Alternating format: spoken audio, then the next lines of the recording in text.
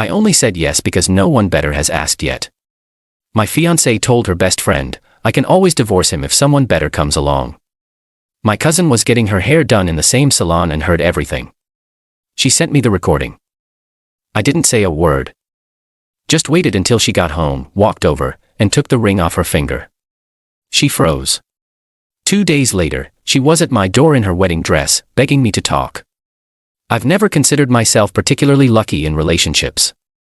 Average looks, decent career as an architect, nothing that would make heads turn. When Natalie agreed to date me 3 years ago, I thought I'd beaten the odds. When she accepted my proposal 6 months ago, I was convinced I'd won the lottery. Turns out, I was just a placeholder. The revelation came on a Thursday. I was reviewing blueprints for a commercial project when my phone buzzed with a message from my cousin, Emma. We're close, grew up together, shared a dorm in college, still meet for coffee most weekends. Call me ASAP. It's about Natalie. I stepped out of the office and called immediately, stomach already tightening with dread. I'm sending you something, Emma said without preamble. I'm sorry, but you need to hear this. The audio file arrived seconds later. Emma explained she'd been getting highlights at Bellamy Salon when Natalie and her best friend Vanessa walked in, taking the stations directly behind her. They couldn't see Emma behind the partition, and the dryers running nearby created enough background noise that they spoke freely. The recording quality wasn't perfect, but the voices were unmistakable. So how's wedding planning going? You seem so calm about everything. Why stress? It's not like it's necessarily permanent. What's that supposed to mean? You just dropped $20 on a venue deposit. I only said yes because no one better has asked yet. I can always divorce him if someone better comes along. Natalie, that's cold even for you. Oh, please. Like you haven't thought the same thing. Look, Ryan's fine. Stable job, owns his place, decent enough in bed, but he's not exactly what I pictured ending up with, you know, he's just safe. Does he have any idea? God, no. He thinks I hung the moon. It's sweet really, but sometimes I feel like I'm just settling. What about that guy from your office? The one you mentioned? Chris, nothing's happened yet, but there's definitely something there. He just made partner too. So why go through with the wedding? Because birds in hand. Right. If things develop with Chris, I'll figure it out. If not, Ryan's a decent backup plan. Either way, I'm covered. The recording continued for another minute. Their conversation shifting to wedding dress alterations as if they hadn't just discussed the disposability of my place in Natalie's life. I listened to it 3 times, then sat in my car for 20 minutes, staring at nothing. The calm that settled over me wasn't what I expected. No rage, no urge to scream or break things, just clarity, cold, and absolute. I returned to my office, finished my workday with mechanical precision, then drove home to the apartment Natalie and I had shared for the past year. Our wedding was 8 weeks away. Invitations sent, venue booked, honeymoon flights purchased, a life planned, all based on a lie. I didn't confront her that night. Didn't demand explanations or call her names. Just acted normal, asked about her day, made dinner, watched a movie, all while mentally cataloging everything I needed to handle. The next morning, I took a personal day while Natalie went to work. Then I methodically began dismantling our future. First, I called the venue and explained the situation. The manager was surprisingly sympathetic. Apparently, I wasn't the first groom to cancel after discovering bride-to-be wasn't who she claimed. She agreed to refund half the deposit given the circumstances. Next, I contacted our honeymoon resort and canceled the reservation. Called my groomsmen. Emailed immediate family. Each conversation brief, factual, devoid of drama. The wedding's off. I'll explain later. Please respect my privacy for now. By afternoon, I'd moved all my essential documents and irreplaceable items to a storage unit. By evening, I'd secured a short-term rental starting the following week.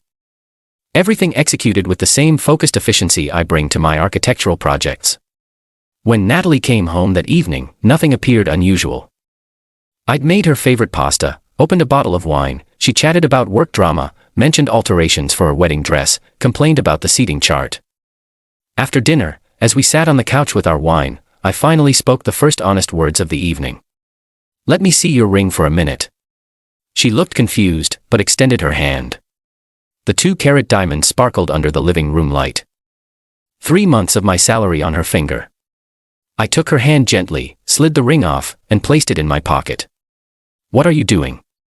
she asked. Confusion turning to alarm. I played the recording. The color drained from her face as her own voice filled the room. Her expression cycled through shock, embarrassment, and finally calculation as she formulated her defense. When the recording ended, I simply said, "The wedding's cancelled. I've handled the venue, the honeymoon, and notified my side of the guest list. I'll be moving out next week. You can stay until the lease ends in 3 months." "Ryan, that's not, I didn't mean. I'm not interested in explanations, Natalie. Your words were perfectly clear. It was just girl talk. Everyone says stupid things to their friends." I stayed silent watching her scramble for excuses. "Who recorded that? That's illegal. You can't just spy on private conversations. Emma was getting her hair done.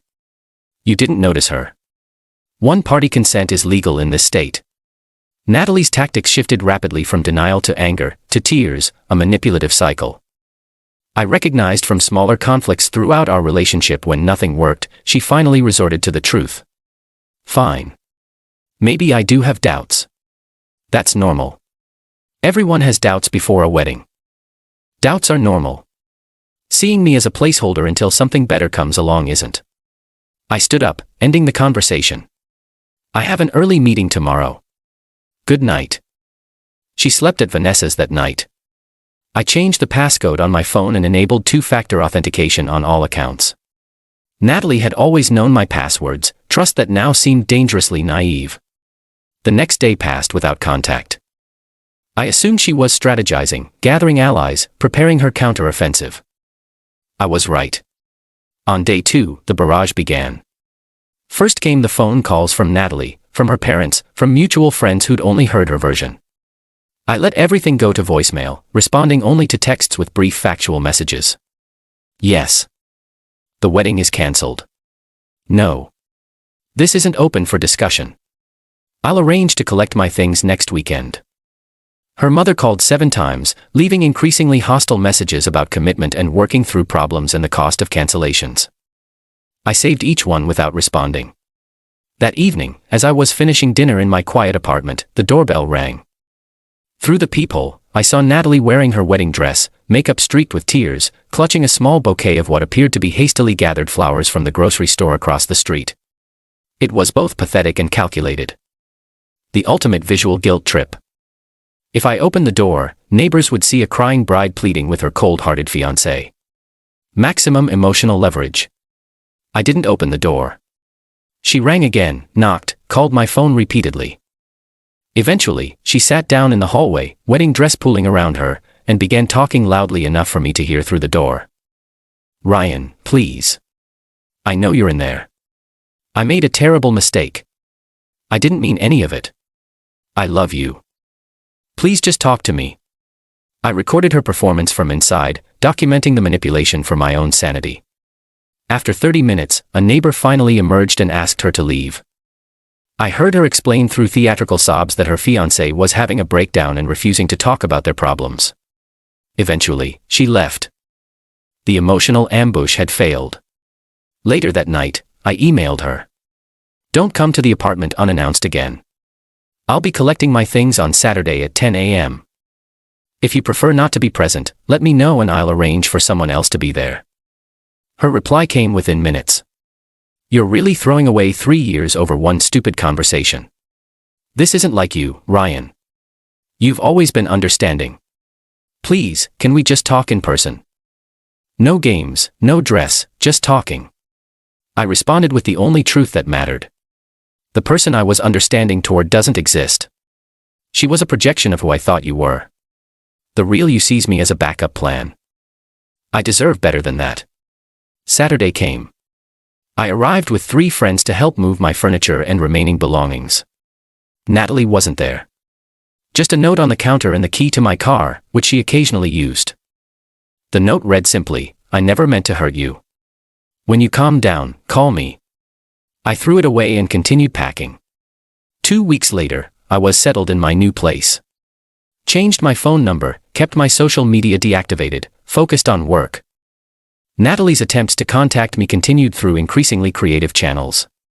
Emails to my work account, messages through mutual friends, even a letter to my parents' house. I maintained complete silence, not out of spite, but self-preservation. There was nothing left to say. A month after the recording, Emma spotted Natalie having lunch with Chris from her office, her hand on his arm, laughing at something he said. I felt nothing but relief that my instinct had been correct. 6 months later, I ran into Vanessa at a local coffee shop. She looked uncomfortable, but approached anyway. I just wanted to say I'm sorry, she said. What Natalie did was wrong. I should have called her out harder that day. I nodded. Thank you for that. Are you okay now? She asked cautiously. I considered the question. Was I okay? The pain had dulled. The embarrassment of canceling a wedding had faded. The trust issues remained, but I was working on them. I'm getting there, I answered honestly. As I was leaving, Vanessa called after me. For what it's worth, she regrets it. Not just getting caught, the actual attitude. She knows she messed up something real. I nodded again, but didn't respond. Her regret wasn't my responsibility. That night, I looked at the engagement ring sitting in my safe. I'd had options. Return it for a partial refund, sell it online, keep it as a reminder. Instead, I decided to have it reset into cufflinks, not to wear regularly, but to keep as a reminder that sometimes the most valuable architectural skill is knowing when to demolish rather than renovate. Some structures can't be saved. Some foundations are fatally flawed from the beginning. And sometimes, walking away isn't just an option, it's the only blueprint that makes sense. Update 8 months later, since many asked for an update, here's where things stand. I've been seeing someone new for about 3 months, taking it slow, being intentionally transparent about expectations. She's actually a contractor I met through work. Someone who builds things for a living, which feels symbolically right. Natalie and Chris made their relationship official about 2 months after our split. According to mutual friends, it lasted roughly 5 months before imploding spectacularly when she discovered he was seeing 2 other women simultaneously. The irony isn't lost on me. She tried reaching out again after their breakup, a long email about perspective and growth and understanding what she lost. I read it, acknowledged it mentally, but maintained my silence. Some doors should remain closed. The financial aftermath was surprisingly manageable. The venue kept half the deposit, but refunded the rest due to the circumstances. The honeymoon was partially refunded as credit for future travel, which I used for a solo trip to Japan. Something Natalie had always vetoed as too foreign for her taste. Several friends initially sided with Natalie, believing I was overreacting to just venting. Most came around after hearing the actual recording. Those who didn't are no longer in my life, which feels like additional clutter cleared away. Emma remains my hero in all this. When Natalie confronted her about the recording, Emma simply said, "You shouldn't say things you wouldn't want repeated." Their mutual friends eventually chose sides, with most recognizing Natalie's behavior for what it was. The most unexpected outcome has been professional. The focus and discipline I channeled into dismantling my personal life translated into my work, leading to a significant promotion. Turns out architectural precision is valuable in many contexts. For those asking if I regret not giving her a second chance, not for a moment. The wedding dress stunt revealed the performative nature of her remorse. Real regret doesn't need an audience or theatrical props. Some commenters suggested I was cold, calculating in my response, perhaps. But emotional reactions would have given her exactly what she needed. Drama she could reframe, tears she could manipulate, anger she could point to as the real problem. Silent efficiency was the only language that couldn't be mistranslated. The cufflinks, they're finished sitting in a drawer. I haven't worn them yet. Maybe someday they'll just be cufflinks, not symbols of a lesson learned the hard way. Until then, I'm building something new with better materials and a much stronger foundation. Edit. Many asked about legal implications of the recording.